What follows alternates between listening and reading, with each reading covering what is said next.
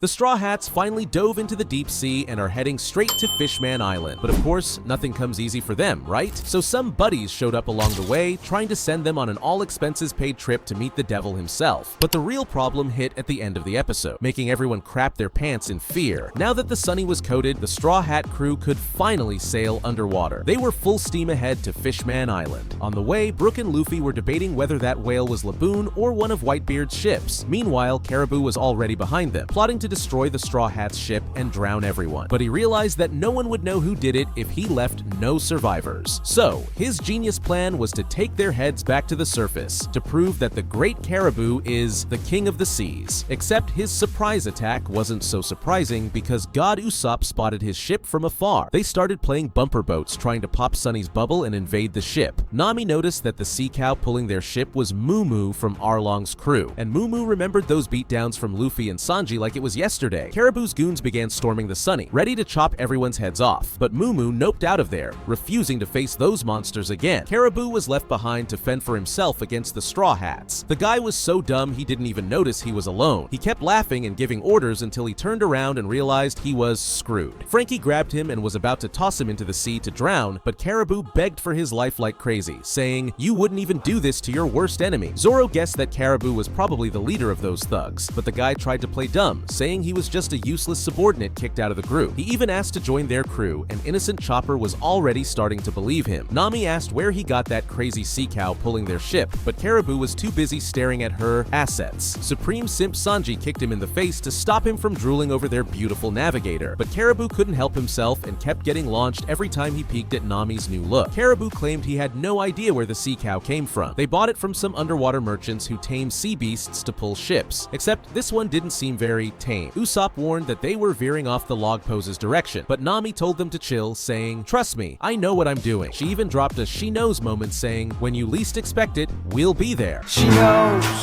Nami then warned them to grab a jacket because someone had apparently turned on the ocean's AC. It was about to get freezing. Brook added that there are some insane underwater currents that can drag you straight to hell, or worse, to a P. Diddy party. Nami gave them a masterclass on underwater currents, but honestly, no one understood a thing. Robin then spotted the infamous current they'd been talking about. It was time. They were about to enter the Devil's Playground. It looked like an underwater black hole, and anyone who wanted to chicken out had their last chance now. But Frankie told them to relax because the Sunny is the strongest ship in the world, built with the legendary Adam and Eve tree wood. They'd get through it in no time. However, not everyone was feeling so chill. Caribou freaked out, screaming for them to turn back because there was a monster ahead, a demon that terrorized the seas and made grown men crap their pants. The ship-eater, Kraken, and it looked like this bad boy was already busy adding ships to his collection. Caribou begged them to retreat, but Luffy had a brilliant idea. Didn't they all want a cool sea monster as a pet? Well, there it is. Usopp told him to get real, pointing out the size of that Kraken. It must have been over 2,000 years old, living off a steady diet of ships. The crew was so unbothered that Robin even started sketching the beast. Of course, Zoro was all in for the crazy plan. The only catch? They were still underwater, so Luffy couldn't just leave the bubble and throw hands for 5 minutes without ruining his friendship with the octopus, right? He tells Nami to head straight for the Kraken, and she goes nuts. Though not as much as Sanji did when he looked her in the eyes again, but the soldier was managing to hold on thanks to Doctor Chopper's rehab plan. Meanwhile, Caribou couldn't understand what these maniacs were thinking, not even considering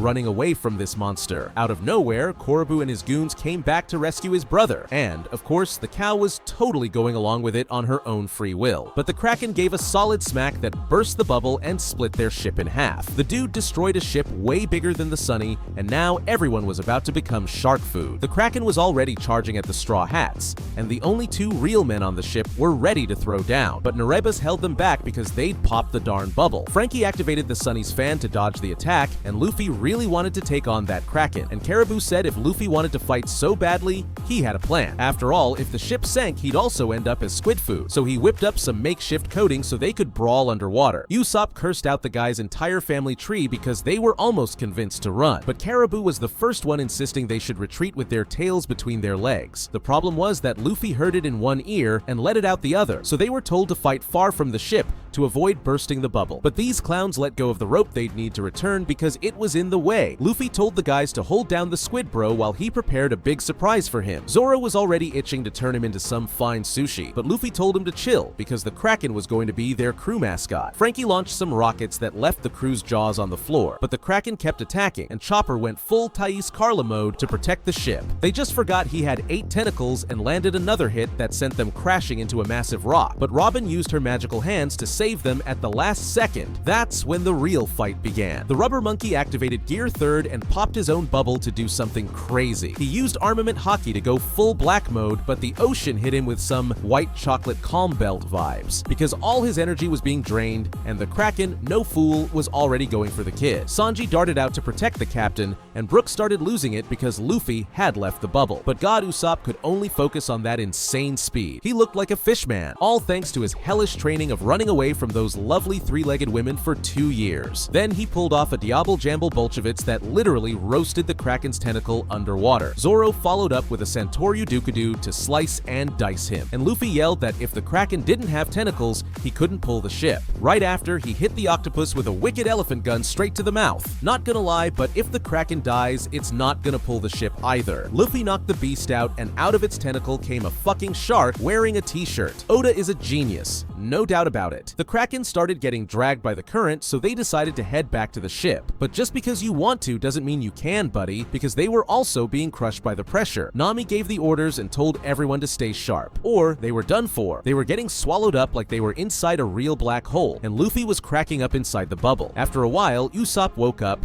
and everyone was looking all gloomy. Robin mentioned they hadn't found Luffy and the others yet, hoping they hadn't been shredded by sea monsters. Classic sweet princess vibes, huh? Meanwhile, another sharp-toothed buddy was eyeing them from the shadows. It was way too dark to search for the guys, and Usopp said he hates the dark, because if there's one thing he really hates, it starts with pre and ends with Judas. That's right, prejudice. They were surrounded by sea monsters and still had over 3,000 meters to go before reaching Fishman Island. Naribus pointed out that the bubble was too small, and they were probably running out of oxygen, and Nami had warned them not to let go of the ropes. But hey, no point crying over spilled milk, right? Frankie installed a light on himself, and everyone was expecting some epic spotlight beam coming out of his eyes. But nope, the guy slapped it right on his nipples instead. At least it lit up well, and now they could see the freaky monsters around them. These guys really crashed P. Diddy's party. In the next episode, they'll meet the legendary Vanderdecken, a pirate everyone thought had already kicked the bucket. And guess where the rubber chimp and the 2 clowns ended up? They freaking tamed the giant Kraken to carry them to Fishman Island. Just thinking about the mermaids waiting there was already enough to make Sanji's heart stop working. The next episode is titled Submarine Volcanic Eruption, the Straw Hats in Panic. Man, what a wild episode this was. Caribou was shaking in his boots scared of that Kraken, but the monster trio humiliated it with the easiest flex ever. Go check out the next video on the screen, it's fire. I'm out for now, thanks and peace.